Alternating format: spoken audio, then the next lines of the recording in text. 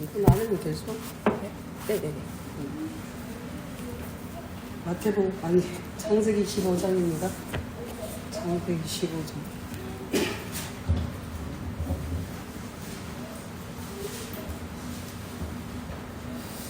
이후에 여호와의 말씀이 환상 중에 아브라함에게 임하여 이르시되 아브라함아 두려워하지 말라. 나는 내 방패여 너의 지극히 큰 상급이니라. 아브라함이 이르되 주 여호와여 무엇을 내게 주시려 하나이까. 나는 자식이 없사오니 나의 상속자는 이 다메섹 사람 엘리에셀이니이다. 아브라함이 또 이르되 주께서 내게 씨를 주지 아니하셨으니 내 집에서 길린 자가 내 상속자가 될 것입니다. 여호와의 말씀이 그에게 임하여 이르시되 그 사람이 네 상속자가 아니라 내 몸에서 날 자가 내 상속자가 되리라 하시고 그를 이끌고 밖으로 나가 이르시되 하늘을 우러러 묵별을 셀 수 있나 보라. 또 그에게 이르시되 내 자손이 이와 같으리라. 아브라함이 여호와를 믿으니 여호와께서 이를 그의 의로 여기시고 또 그에게 이르시되 나는 이 땅을 내게 주어 소유를 삼게 하려고 너를 갈대아의 내 우리에서 이끌어낸 여호와니라. 그가 이르되 주 여호와여 내가 이 땅을 소유로 받을 것을 무엇으로 알리까. 여호와께서 그에게 이르시되 나를 위하여 3년 된 암소와 3년 된 암염소와 3년 된 수양과 산비둘기와 집비둘기 새끼를 가져올지니라. 아브라함이 그 모든 것을 가져다가 그 중간을 쪼개고 그 쪼갠 것을 마주 대하여 놓고 새는 쪼개지 아니하였으며 솔개가 그 사체 위에 내릴 때에는 아브라함이 쫓았더라. 해질 때에 아브라함이 깊은 잠이 임하고 큰 흑암과 두려움이 그에게 임하였더니 여호와께서 아브라함에게 이르시되 너는 반드시 알라. 내 자손이 이방에서 객이되어 그들을 섬기겠고 그들은 400년 동안 내 자손을 괴롭히리니 그들이 섬기는 나라를 내가 징벌할지며 그 후에 내 자손이 큰 재물을 이끌고 나오리라. 너는 장사하다가 평안히 조상에게로 돌아가 장사될 것이요 내 자손은 4대 만에 땅으로 돌아오리니 이는 아모리 족속의 제약이 아직 가득 차지 아니하니라 하시더니 해가 져서 어두울 때에 하루가 보이며 타는 횃불이 쪼갠 고기 사이로 지나더라.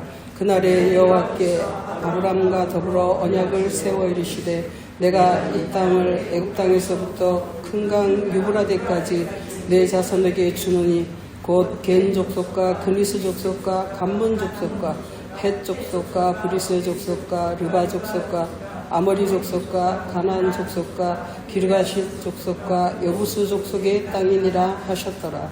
아멘. 말씀이 어렵지만 한번 묵상하면서 해보겠습니다. 예수님의 생애는 전체가 다 시험이라고 하셔도 과언이 아닙니다.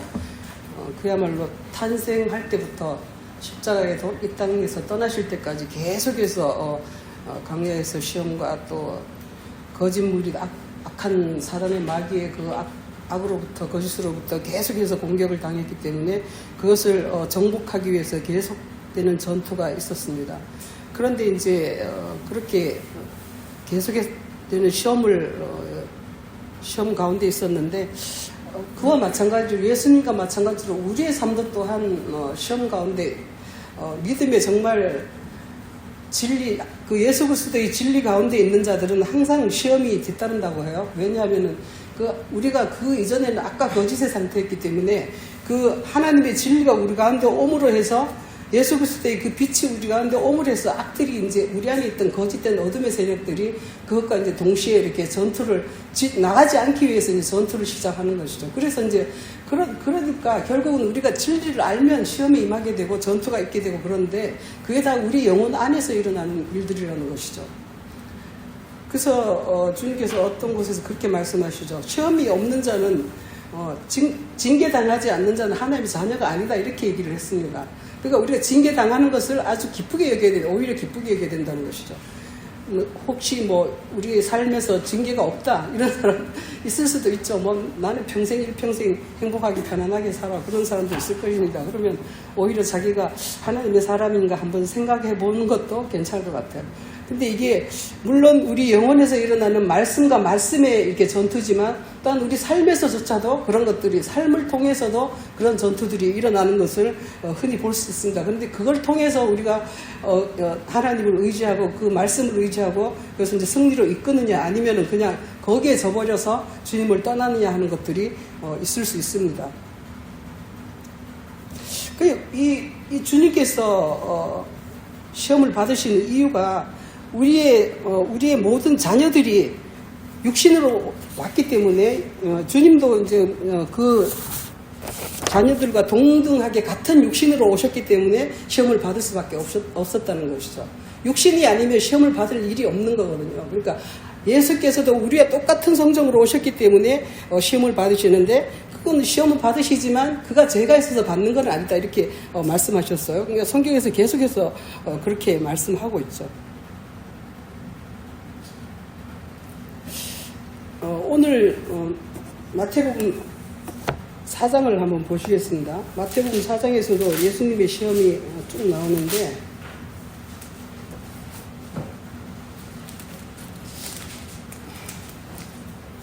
저걸 좀 껐으면 좋겠어요. 여기가 막 이쪽으로 들이쳐가지고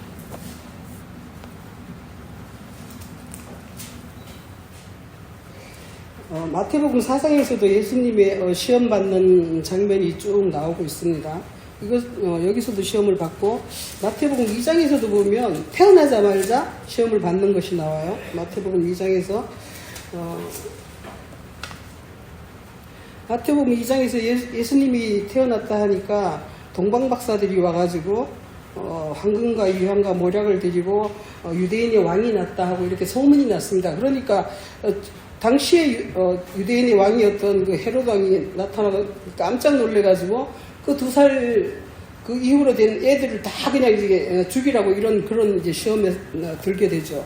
그래서 이제 주님 그 어머니 마리아에 따라서 이제 애굽으로 도망을 가고 뭐 이렇게 되는. 그러니까 태어나자마자 이제 시험에 드는 거예요. 예수님은 태어나자마자 시험을 들었습니다. 그리고 이제 4장에 가면은 이제 성령에 이끌려서 이제 시험 받으러 광야로 나가시고 그렇게 하고 있습니다. 근데 제가 지금 마태복음 4장에서 시험 받는 것과 창세기 14장에서 시험 받는 것이 거의 같은 걸로 돼 있어서 제가 한번 창세기 14장부터 다시 한번 보겠습니다. 창세기 14장에 들어가면 말씀이 굉장히 어려운 말씀이지만 우리가 그냥 뭘 얘기하는가 그냥 주마간산으로 훑어가면서 그냥 한번 지나가 보겠습니다. 그러니까 당시에 신할왕 굉장히 어려운 말이 그러니까 처음에 이제 신할왕 엘라살왕, 엘람왕, 그돌레임 막 쭉 이제 왕이 있는데 결국 이 왕이 뭐냐면은 네 왕과 5왕이 지금 싸우는 거예요. 그러니까 앞쪽에 있는 네 왕과 뒤쪽에 있는 5왕이 서로 이제 싸우기 위해서 시팅골짜기에 이제 모였습니다. 이게 뭐냐면은 아까 거시시 서로 싸우는 거예요. 근데 뭐냐면 이게 우리 영혼 안에 있는 그 악한 생각들과 또 본래부터 태어날 때부터 우리 안에 하나님께서 넣어주신 그 선한 마음과 그런 것들이 있어요. 그것들이 이제 12살 되니까 12년 되니까 이제 싸운다 이렇게 얘기를 했습니다. 그러니까 12살까지 12년 동안은 그돌라오메를 섬기다가 13년에 배반한지라 이렇게 되어 있습니다. 그러니까 이게 뭐냐면은 어린아이 때는 이렇게 그 속에 이렇게 잠재하고 있다가 이제 우리 애들도 보면은 왜 중학생 되면은 막 사춘기라 그래서 애들이 막 이상해지지 않습니까?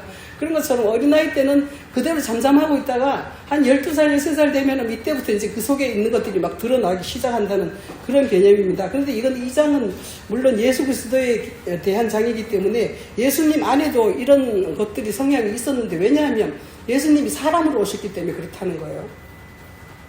그리고 이제, 14년 되면은, 제14년에, 그러니까 이게 마태복음에서 보면 그 세대당 14대가 이렇게 쭉 흘러내려가지 않습니까? 그런 것처럼 제14년에 이제 또 그런 한 기간이 이제 끝나는 것을 이렇게 설명을 하고 있어요. 14년에 그돌라오멜과 그리고 이제 뭐 쭉 이게 또 싸운 게 나와요. 근데 여기서 나오는 뭐 르바 족속, 수수 족속,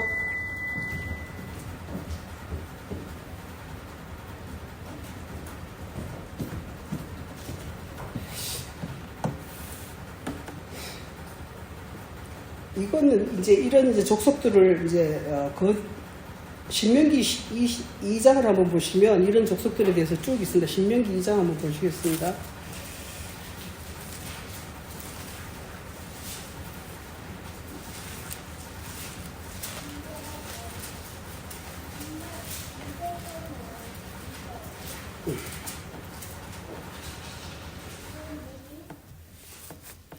신명기 2장 10절로부터 쭉 보면은 아낙 족속, 르바임 족속, 뭐 에밈 족속, 호리 사람, 뭐 이제 그런 게 쭉 있고 22절에도 보면 호리 사람을 쫓아내고 뭐 이렇게 쭉 하면서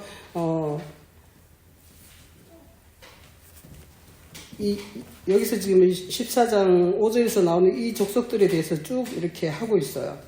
근데 신명기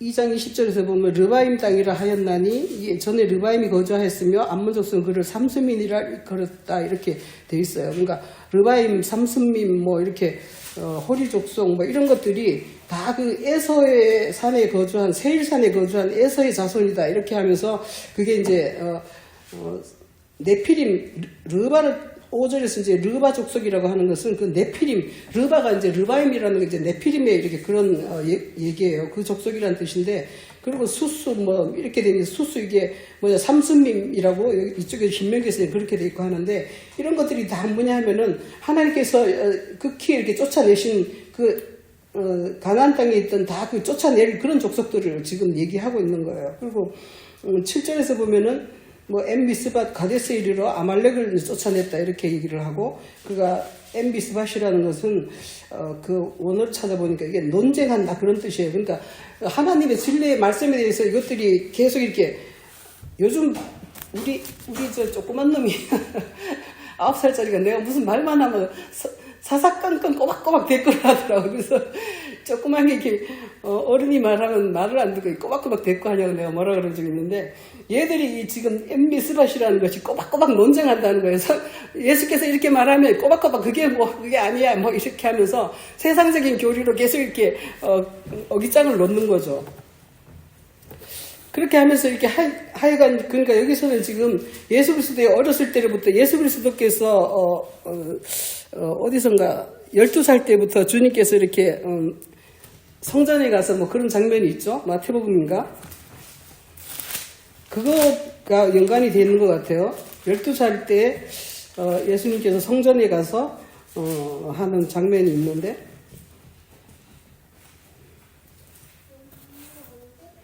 그 사이가 예수께서도 12살에 이제 성전에 가서 그 바리새인들과 논쟁하는 그런 장면이 나오지 않습니까? 그런 것처럼 그렇게 해서 이제 그들을 다 쫓아내는 이제 그런 시험을 쭉 얘기를 하고 있어요. 그래서 이제 쭉 가다 보면은 좀 16절부터 가가지고는 이제 전부 이제 조카 롯까지도 다 이제 챙겨와서 다시 이제 다 데리고 오는 거죠. 그들이 뺏겼던 모든 아까 거짓된 그런 족속들을 다 물리치고, 그 다음에 이제 돌아오는데 그 조카 롯까지 잡혀갔다는 소리를 들었어요. 그리고는 이제 14절에 가면 집에서 길리고 훈련된 자 318명을 거느리고 단까지 쫓아가서 그들이 나뉘어 밤에 그들을 쳐부시고 다메섹의 호박까지 쫓아가서 뺏겼던 거를 다 이제 찾아왔더라 이렇게 얘기를 합니다. 그리고 이게 뭐냐면은 우리 안에 있던 모든 주님으로부터 받은 모든 좋은 성정들, 주님으로 받은 이런 것들이 도로 찾는 것을 얘기하고 있어요. 그러니까 마태복음 12장에 보시면, 마태복음 12장 우리 많이 보신 거지만 다시 한번 보겠습니다.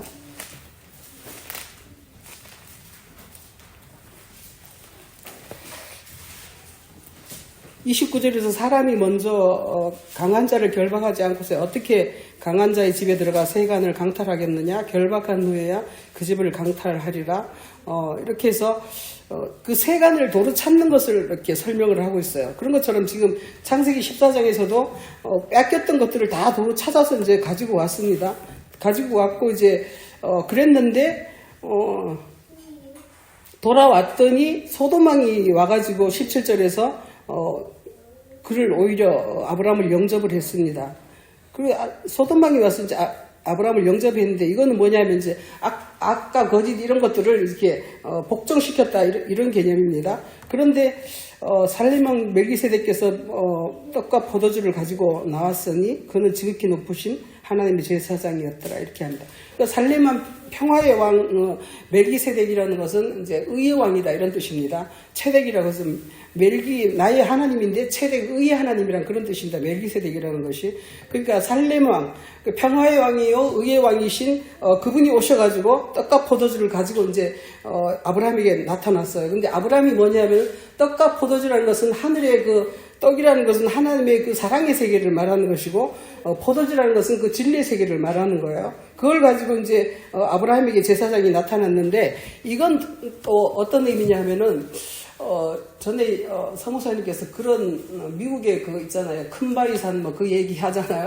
그걸 맨날 바라보고 있다가 자기가 그 큰바위 얼굴이 되었더라 하는 것처럼 여기서도 마찬가지예요. 아브라함이 모든 그 악하고 거짓된 것들을 다 물리치고 나니까 자기가 멜기세덱이 된 거예요. 말하자면 자기가 그 내 영혼이 그 내 안에 있는 모든 이게 나쁜 것들을 다 제거하고 나니까 자기가 그 의의 왕이 평화의 왕, 의의 왕이 되는 그런 상태가 된 것이에요. 그래서 예수 그 하나님을 찬송할지라 이렇게 하면서 하는데 이것은 그 자기 안에 있는 그 하나님 아버지를 보기도 하지만 자기가 그 화 됐다는 것을 의미하고 있기도 해요. 그렇게 해서 그랬는데 여기에서 보면 21절에서 보면 소돔왕이 또 나타나서 이렇게 말을 합니다. 소돔왕이 아브라함에게 이르되 사람은 내게 보내고 물품은 네가 가지라 이렇게 얘기를 합니다. 이 사람이라는 거 여기서 사람이라고 되어 있는데 개역성이 어떻게 되는지 모르겠어요. 근데 여기는 개역개정에는 사람이라고 했는데 이건 바로 네펫이라고 해서 그 영혼을 말하는 거예요. 사람의 영혼, 목숨을 말하는 건데 목숨은 나한테 보내고 이 물품은 다 네가 가져라 이렇게 얘기를 한다는 것이죠. 그러니까 이게 소돔이라는 게 이게 아까 보면은 10절에서 보면 소돔이 이게 막 도망을 가다가 다 도망을 갔는데 나머지는 산으로 도망갔다 이렇게 돼 있어요. 다 도망을 갔는데 좀 남은 놈들이 좀 있어요. 이 남은 놈들이 나중에 예수님을 또 시험을 하는 것이죠. 그래서 누가복음 4장에서 보면 그런 말씀이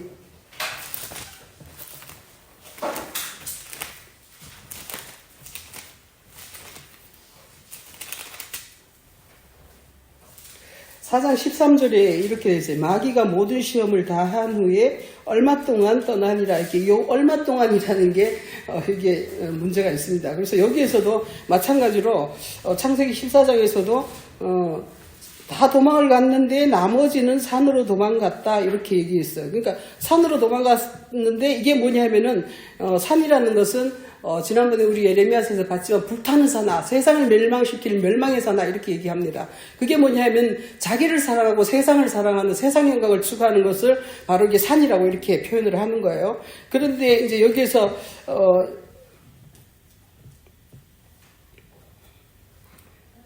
19절에서 21절에서 사람은 내게 주고 물품은 네가 가져가라. 세상 영광은 네가 다 가져가라 하는 그런 얘기를 하고 있는 거예요. 그러니까 마태복음 4장을 다시 한번 보시면 마태복음 4장에서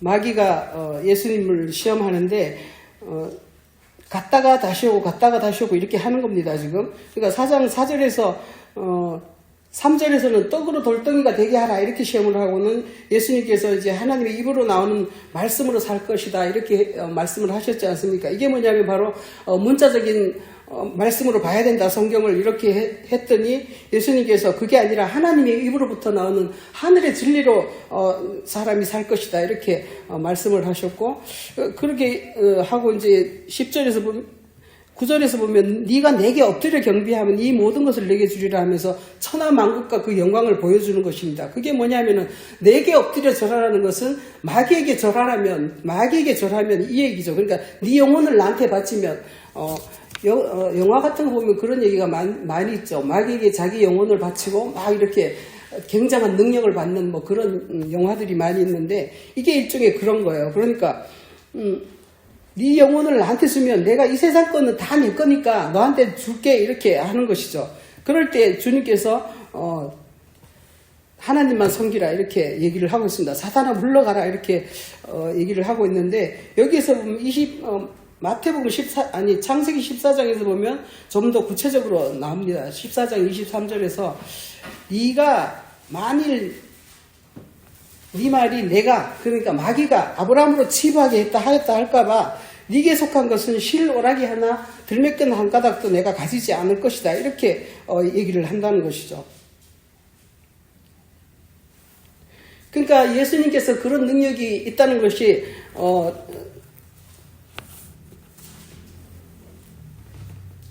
이 사단으로부터 그런 능력이 왔다는 것을 말할까 봐서 주님께서 한 가지도 한 가닥도 실끝 하나도 내가 네 거는 안 받겠다 하는 것을 여기서 설명을 하고 계시는 겁니다.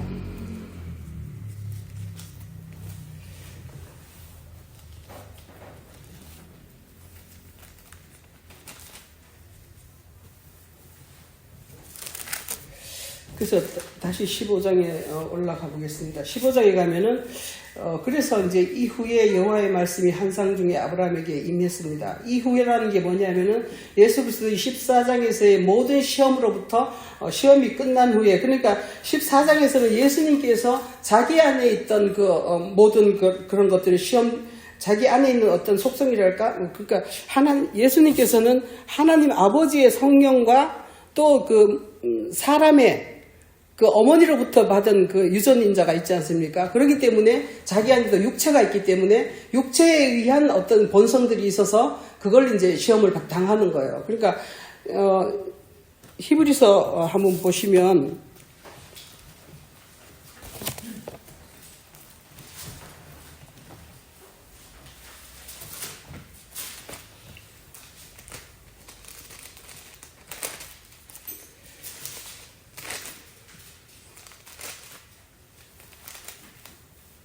히브리서 2장에서 보시면 자녀들이 2장 14절에서 그렇게 되어 있습니다. 자녀들이 혈과 육에 속하였음에 그도 또한 같은 모양으로 혈과 육을 함께 지니심은 죽임을 통하여 죽음의 세력을 잡은 자 마귀를 멸하시며 죽기를 무서워함으로 한평생 매여 종노릇하는 모든 자들을 놔주려 하심이라. 이렇게 예수님께서 육체로 오신 이유가 우리가 모두 육체이기 때문에 우리를 거기서부터 구원하기 위해서 우리를 거기서부터 벗어나게 하기 위해서 자유를 얻게 하기 위해서 주님께서 혈과 육으로 오셨다는 것입니다. 그가 혈과 육으로 오셨기 때문에 로마서에서 보면 그 혈과 육이 육신을 죄로 정했다 이렇게 얘기를 하고 있습니다.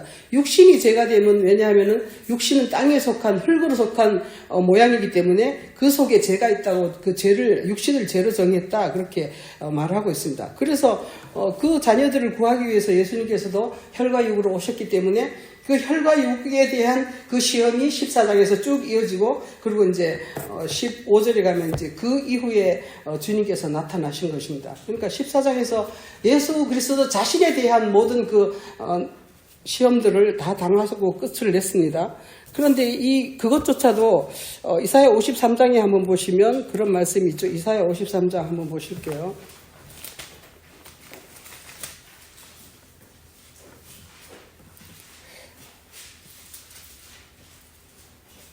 이사야 53장에서 우리가 전한 것을 누가 믿었느냐 여호와의 팔이 누구에게 나타나느냐 이렇게 하시고 4절에서 그는 실로 우리의 질고를 지고 우리의 슬픔을 당하였거늘 우리는 생각하기를 그는 징벌을 받아 하나님께 맞으며 고난을 당한다 하였노라. 그가 찔림은 우리의 허물 때문이요 그가 상함은 우리의 죄악 때문이라. 그가 징계를 받음으로 우리는 평화를 누리고 그가 채찍에 맞음으로 우리는 나음을 받았도다 이렇게 얘기를 하십니다. 그러니까 우리 때문에 주님께서도 같은 육체로 오셨고 그 육체 때문에 주님께서도 육체가 있었기 때문에 그것을 제거하기 위해서 주님도 시험에 큰 시험과 환란을 계속해서 당하고 계셨지만 주님 자신은 이제 14장에서 이제 그것을 끝내셨어요. 끝냈는데 이제 이후에 여호와의 말씀이 이제 나타나서 그러니까 이후라는 것은 시험이 끝났으니까 주님은 굉장히 이렇게 시험이 끝나고 굉장히 뭐라고 그럴까 절망 가운데 있다고 그럴까 뭐 그런 것이 있죠. 그러니까 예수님께서도 겟세마네 동산에서 막 기도를 하시지 않습니까? 그 기도를 하시면서 이 시험이 이 잔이 내게서 지날 수 있으면 또 지나게 좀 해주세요 하면서 이렇게 그런 절망 가운데 있는 거예요. 그러니까 이런 것들이 주님의 뜻대로 하시되 나는 정말 그렇다는 것을 마음이 정말 아프죠. 그렇게 말씀을 하고 있습니다. 그런데 여호와께서 나타나셔가지고 아브라함을 위로하는데 내가 너의 방패요 너의 지극히 큰 상급이다 이렇게 얘기를 하지만 2절에서 아브라함이 나는 자식이 없습니다. 그런데 나는 자식이 없습니다. 근데 나의 상속자는 다메섹 사람 엘리에셀이다 이렇게 얘기를 해요. 그러니까 다메섹 사람 엘리에셀이라는 게 도대체 뭔가 오늘 그걸 알아보려고 이렇게 했습니다. 다메섹이라는 것은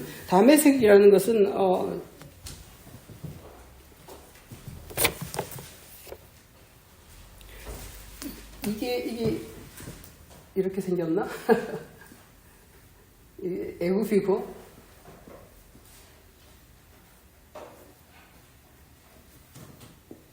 이렇게 생겼다고 치면 여기 이제 갈릴리 호수고 여기가 시리아가 있는데 여기에 다메섹이 여기에 있어요. 그러니까 굉장히 큰 다메섹이 하나 있어요. 큰 도시예요. 근데 이게 뭐냐면 가나안 땅이 하나님의 나라지 않습니까? 하나님의 나라를 이 땅을 너에게 주겠다 했는데 다메섹밖에 없다는 거예요. 다메섹밖에. 그게 뭐냐면은 그 하나님의 나라의 바운더리 안에 있는 게 아니고 그 바깥에 있는 그거밖에 없다는 것이죠. 그러니까 다메섹 엘리에셀이라는 것이 그런 뜻이에요. 그래서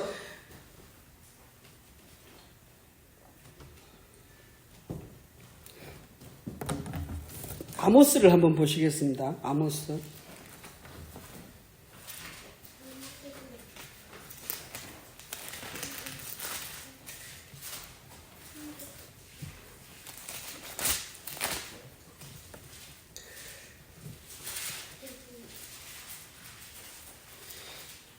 아모스 1장 3절에 보면은 여호와께서 이같이 말씀하시되 다메섹의 서너 가지 죄로 말미암아 내가 그 벌을 돌이키지 아니하리니 이는 그들이 철 타작기로 타작하듯 길앗을 압박하였음이라.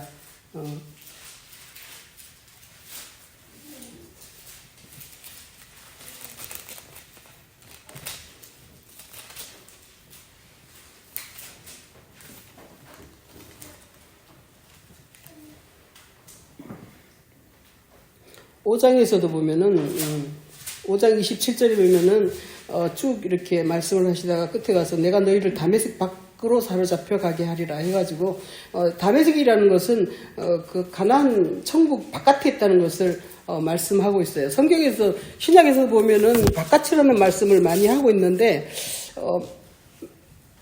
바깥이라는 것은 마태복음 8장 한번 보실게요. 마태복음 8장에 보시면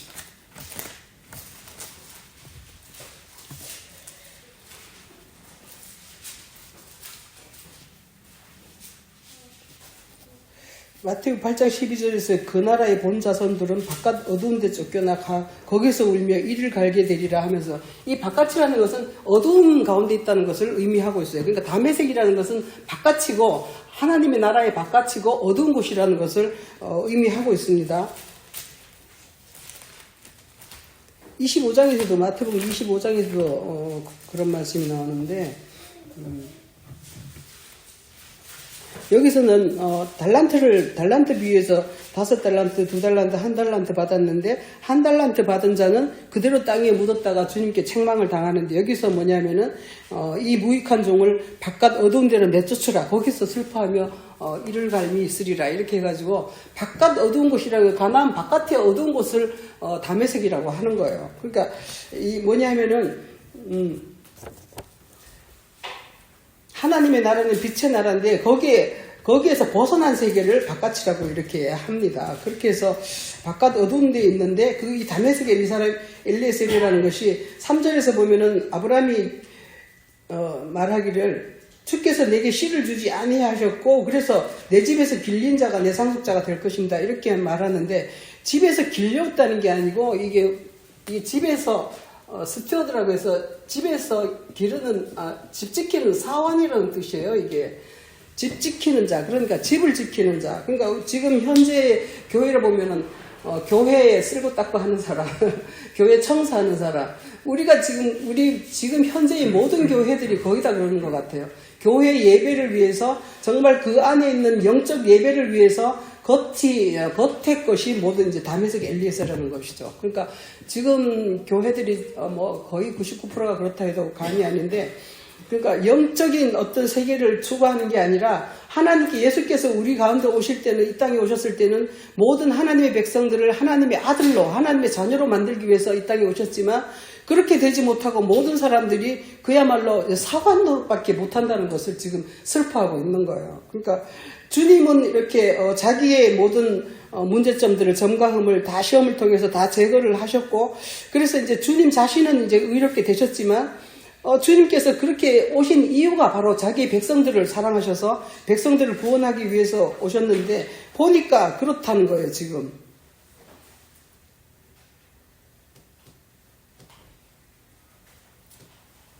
히브리서 3장을 한번 보시면, 3장 한번 보시겠습니다.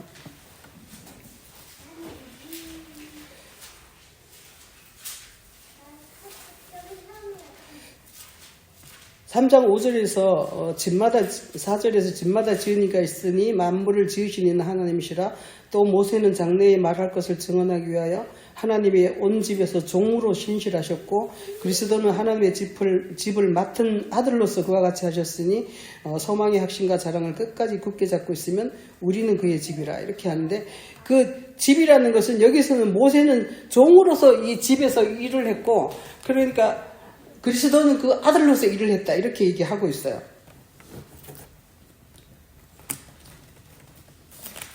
갈라디아 3장을 한번 보시면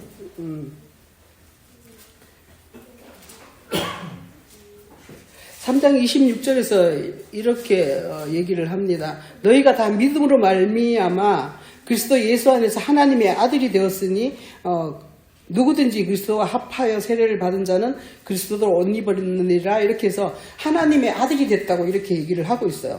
그런데 이 다메섹 엘리에셀은 하나님의 아들이 아니라 그 아직도 그냥 율법 가운데 있는 그 종된 사람 상태로 있는 그런 자밖에 없다는 것을 지금 한탄을 하고 있는 거예요. 그랬더니 15장 4절에서 창세기 15장 4절에서 여호와의 말씀이 그에게 임하여 이르시되 그 사람이 네 상속자가 아니다. 네 몸에서 날 자가 바로 네 상속자가 될 것이다. 이렇게 얘기를 하시고 그를 데리고 나가서 하늘의 뭇별을 보라. 하늘의 뭇별 엄청 저는 정말 그 옛날에 어디 이스라엘 가서 하늘에 그 별을 보고 진짜 깜짝 놀랐어요. 별이 그렇게 많은지 몰랐어요.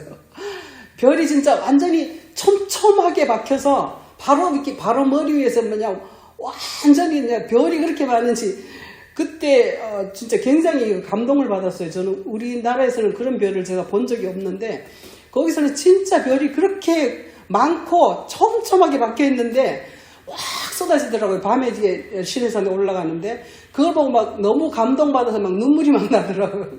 얼마나 그 별이 많은지 휘황찬란한 별들이. 그런 것처럼 그거를 이제 내다보면서 그 뭇별을 셀 수 있나 보라. 우리는 지금 우리나라에서는 별 셀 수 있을 것 같아요. 별 하나 나 하나 뭐 이런 세는 시도 있지 않습니까? 근데 거기에 정말 별이 너무 많아요. 그런데 네 몸에서 날짜인데 네 몸에서 날짜가 네 상속자가 될 것인데 이렇게 많이 있다 하는 것을 이렇게 보여주시는 거예요.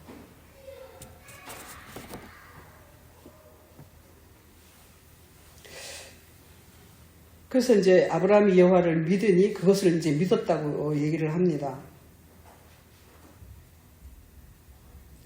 그래서 네 몸에서 날짜라는 것이 도대체 뭘까요? 그래서 이제 그에게 이 땅을 네게 주어서 소유로 삼게 하려고 너를 갈대아 있는 우르에서 이끌어낸 여호와라 이렇게 말하는데 이 갈대아 우르라는 것이 바로 외적인 사람을 말하는 거예요. 예수님의 그 육신의 사람을 말하는 건데 그 육신의 사람을 시험을 통해서 그 영적인 신성의 사람으로 완전히 만들어버리는 장면이 바로 14장이거든요. 그러니까 그 14장에서 너를 갈대아 굴에서 끄집어냈다 하는 것이 바로 육신의 모든 소욕과 잘못된 점에서부터 주님께서 그를 이끌어내시고 인도해내시고 이렇게 해서 그를 완전히 그 하나님의 신성으로 하나님의 사람으로 완전히 만들어내신 그것을 이렇게 설명을 하고 있습니다. 그래서 8절에서 그럼 이 땅을 소유로 받을 것을 내가 어떻게 알겠습니까? 그러니까 이거는 믿었다 했는데 여기서는 좀 약간 의심 아닙니까? 이걸 어떻게 뭘로 알겠습니까? 그랬더니 주님께서 이르시되 이제 3년 된 암염소, 수양, 산비둘기, 집비둘기를 가져와라 해서 그 중간을 반으로 쪼개고 이렇게 그걸 이제 언약을 삼았다 이렇게 얘기를 합니다.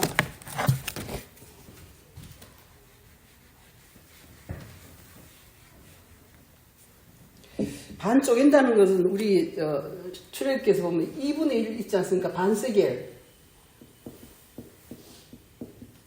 이것과 같은 개념인 것 같습니다. 그러니까 반이라는 것은 하늘과 내가 똑같이 있어야 되는 것을 말하고 있어요. 하늘에 있는 것이 내게 있어야 된다는 것을 지금 얘기하고 있는데 3년 된 암염소와 3년 된 수양과 산비둘기 그렇게 이렇게 하는데 비둘기는 쪼개지 않았다 이렇게 얘기를 합니다. 새는 쪼개지 않았다 이렇게 얘기하는데 여기서 암소와 암염소와 수양과 이것이 이제 하늘의 그냥 가장 선의 세계를 얘기한다고 해요. 그러니까 하나님의 선, 사랑, 체리티 이런 것들을 얘기하는 것인데 이게 이제 그 세 단계로 되어 있다고 이렇게 얘기를 합니다. 그러니까 우리가 성경에 보면 바울도 내가 삼층천에 올라갔더니 이런 말을 하지 않습니까? 그게 뭐냐면 사랑의 세계가 삼층천이에요. 그러니까 사랑의 세계가 삼층천인데 그것 또한 이렇게 차례차례 이렇게 이 세상과 이렇게 결합 반 쪼개져 가지고 이 땅은 세상 땅이고 이건 이제 하늘의 땅이죠. 하늘의 세계죠. 이게 이렇게 하늘의 것이 이 땅에 내려와서 그러니까 주기도문에서 보면 뜻이 하늘에서 이룬 것처럼 땅에서도 이루어지다 해서 이렇게 되는 것이 하늘의 뜻이 땅에 이루어지는 것이 바로 내 몸에서 날짜라는 거예요. 그러니까 내가 밖에서 뭐 배워가지고 이렇게 하는 게 아니라 하늘로부터 주님으로부터 내려오는 그 사랑의 마음, 사랑의 어떤 내 사고방식 이런 것들이 사랑의 마음을 통해서 그 진리가 형성되고 진리를 통해서 또 하나님의 사랑이 형성되고 이렇게 하면서 그것이 쭉 내려와서 하나님과 이렇게 반 접었을 때 똑같아져야 된다는 것이죠. 그게 바로 하나님의 언약이라는 것입니다. 우리가 70일에서도 보면 그런 개념이 있지 않습니까? 다니엘서 70일에서도 보면은 62일에가 지나고 한일회와 62일에와 나머지 이제 뭐 이걸 1일 한일회 62일에 7일에 하고 그러니까 계산이 안 맞아서 62일에 그 다음에 이제 한일회가 되지 않습니까? 그러니까 이 한일회의 절반에 그리스도가 오신다 이렇게 되어 있습니다. 그러니까 한일의 절반과 절반이 돼서 합하는 마지막 기간이 이제 한일의 그러니까 반세기를 이게 이루어지는 것이죠. 이게 바로 언약이라는 거예요. 그러니까 이 언약이 바로 여기서 지금 반씩 쪼개가지고 이렇게 해 반씩 쪼개가지고 그러고서 이제 하는 것을 주님께서 이게 소유로 자기가 이 세상을 소유로 받을 것을 지금 이렇게 설명을 하고 계시는 거예요. 그러니까 이게 바로 내 몸에서 날짜라는 거예요. 2분의 1 이게 반세기 이것이 주님 몸에서 날짜라는 것이 바로 그런 거예요. 그러니까 주기도문에서 하나님의 뜻이 땅에서도 이루어지는 것 이게 바로 반세기일이 이루어지는 것이죠. 하나님의 언약이 이루어지는 것이고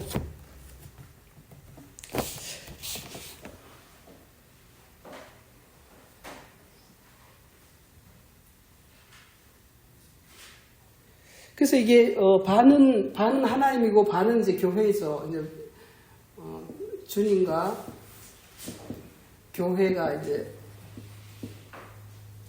반반 이렇게 똑같아야 된다는 것을 설명하고 있습니다. 그렇게 하는 것이 이제 주님이 내 몸에서 날짜라는 것을 설명을 하고 있어요. 그런데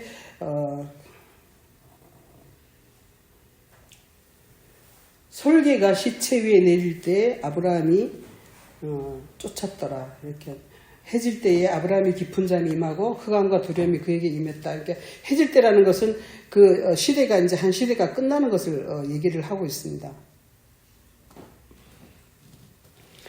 그래서 이제 여호와께서 네 자손이 이방에서 객이 되어 그들을 섬기겠고 400년 동안 괴롭힐 것이고 그렇게 말씀을 하고 있는데, 이게 뭐냐면은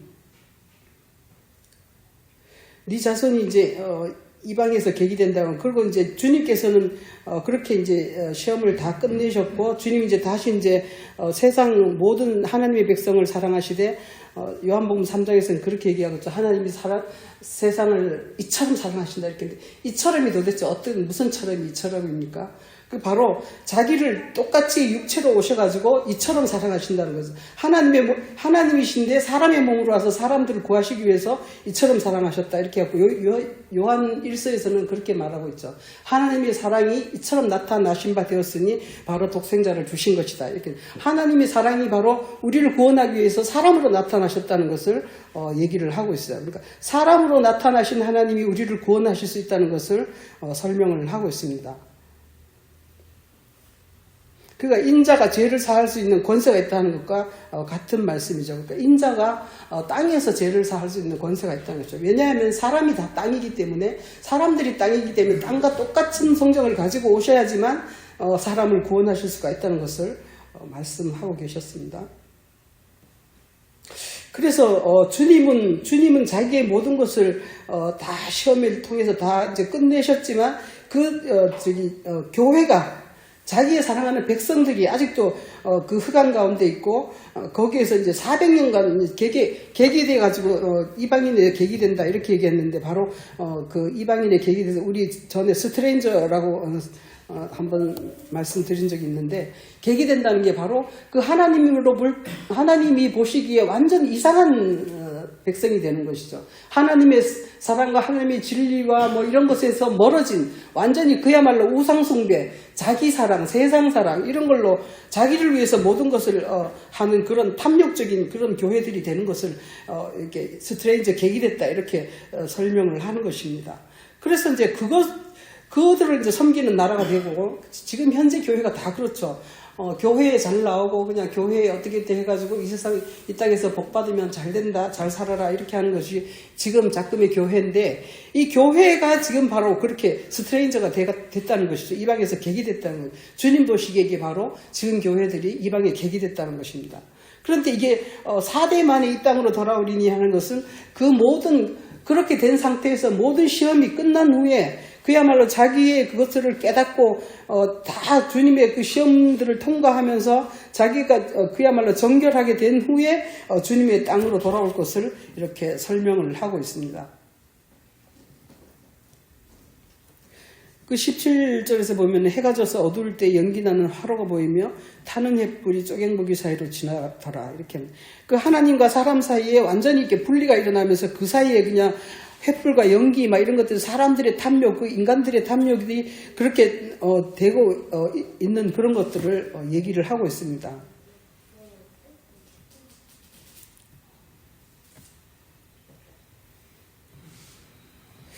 그날에 여호와께서 아브람과 더불어 언약을 세워 이르시되, 이 땅을 애굽강에서부터 큰 강 유브라데까지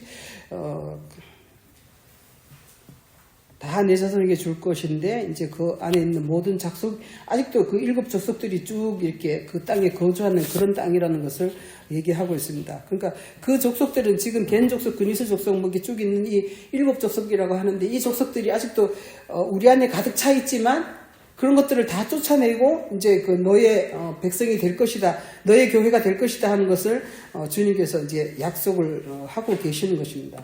창세기 15장에서.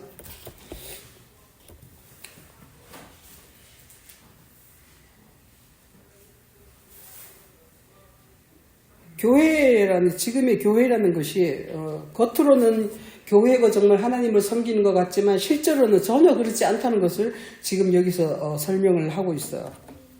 그래서 주님께서도 신약에서도 보면 주님께서도 곳곳에서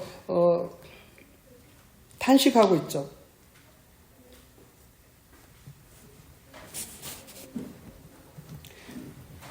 마태복음 23장 한번 보시면,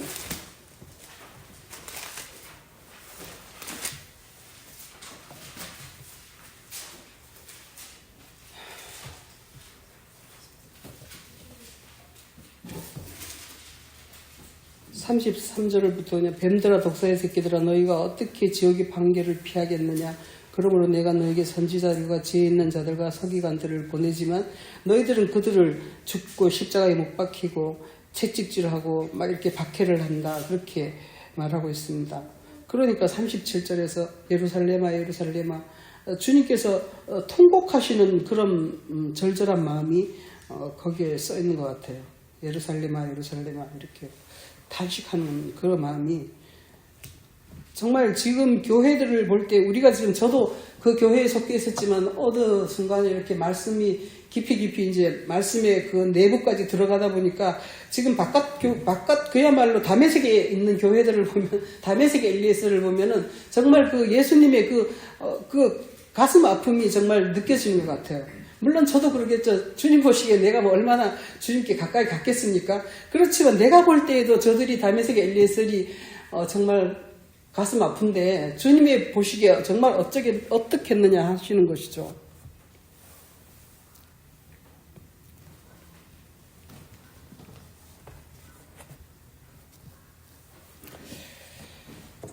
말씀이 굉장히 어려운 말씀인데 제가 자꾸 이렇게 어려운 말씀을 주제로 잡고 있습니다. 근데 보다 보니까 계속 이것을 이제 하게 돼가지고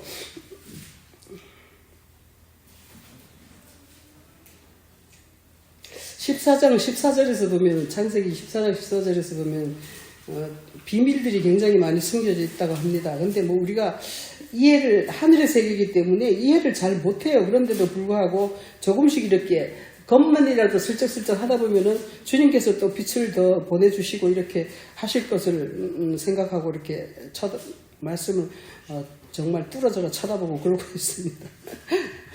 그런데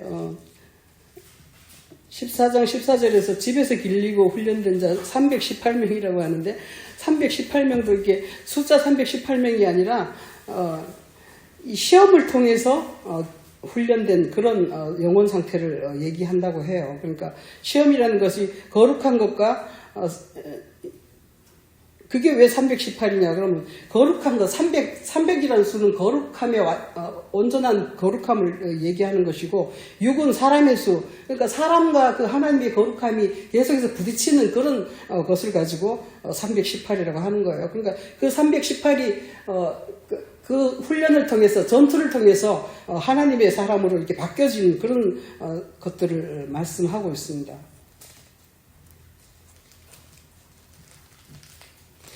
그리고 끝절에 보면 24절에 보면 젊은이들이 먹은 것 나와 동행한 아넬과 에스로가 마무리의 분깃을 저었지니 그들이 그 분깃을 가질지니라 이렇게 해서 보면은 이 사람들은 사람이 아니라 진짜 천사들이라고 하는데 천사들의 이름이라고 하더라고요. 그런데 이 천사들의 이름이라는 것이 사람 곧 천사라 계시록에 보면 사람 곧 천사라고 하지 않습니까? 사람 곧 천사다 이렇게 얘기를 하는데 이들이 정말 성경에서 말하는 사람은 정말 천사적 사람만이 사람이라는 거예요. 우리가 알지 못하는 그야말로 하늘의 세계를 깨닫지 못하고 그 인간적인 문자적인 세계에만 갇혀져 있는 사람들은 그냥 짐승이다. 깨닫지 못하는 자들은 짐승이다. 이렇게 시편에서 말씀하고 있지 않습니까?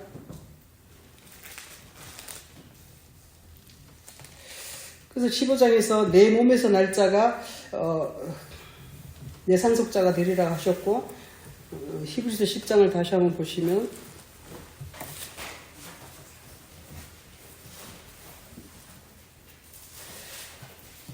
10장 5절에서 하나님이 제사와 예물을 원치 않으시고 오직 나를 위하여 한 몸을 예비하셨다 이렇게 얘기하셨는데 이 말씀은 바로 시편 40편을 얘기하고 있죠. 시편 40편을 보시면 이게 뭔 뜻이냐 하면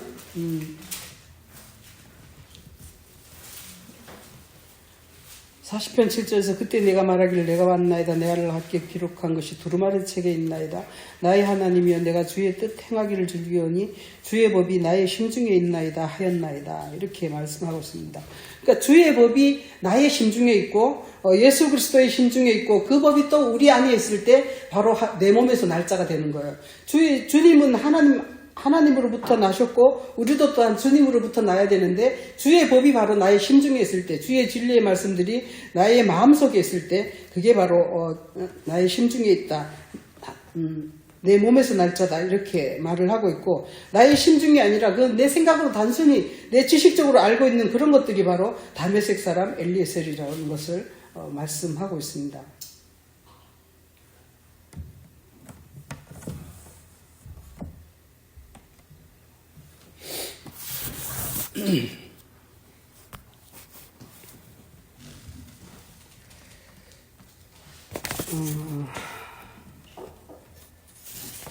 (14장) 20절에 한번 보시면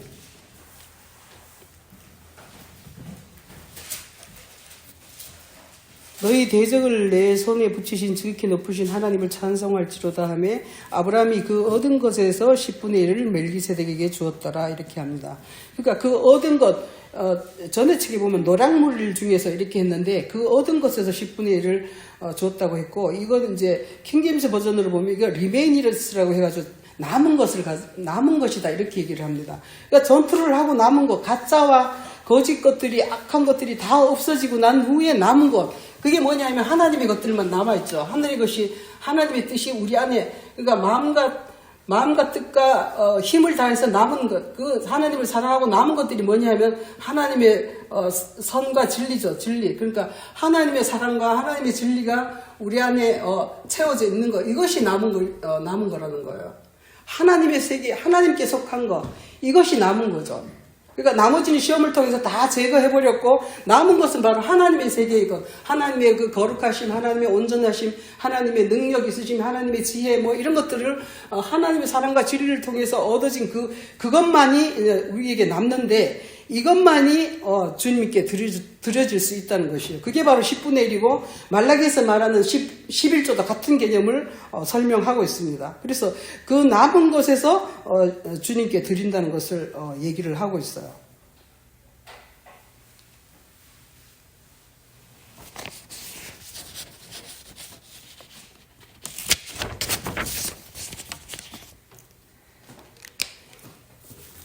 그래서 이 창세기 14장은 예수 그리스도의 시험 당하심과, 그리고 이제 15장은 이제 우리 예수님의 내 몸에서 날짜, 예수님의 몸에서 날짜, 다시 말해서 이 땅의 교회, 주님께 속하는 그 교회들에 대한 이야기를 하고 계시는 건데, 그것이 바로 하나님의 여호와의 이제 언약이라고 하는 것입니다. 그런데 우리가 정말 그에게 속하기 위해서는 하나님께로부터 난 것이 우리 안에 있어야, 그 남은 자만 구원을 얻으리라. 이사야는 그렇게 말하고 있죠. 남은 자만 구원을 얻으리라. 우리가 다 시험을 통과해서 싸우고 전투를 통해서 다 시험을 통과한 후에 주님으로부터 주신 그것만, 남은 것만이 구원을 얻으리라 하는 것을 말씀하고 있어요. 그러니까 우리에게 육신에 속한 어떤 그런 점가흠 이런 것들이 다 제거된 후에 주님 것만이 주님께 받아들여진다는 것을 말씀하고 있습니다. 지난번에 우리가 내 마음의 묵상과 내 입의 말이 주께 연락되기를 원합나이다 이렇게 했는데, 그게 뭐냐면 우리 안에 남아있는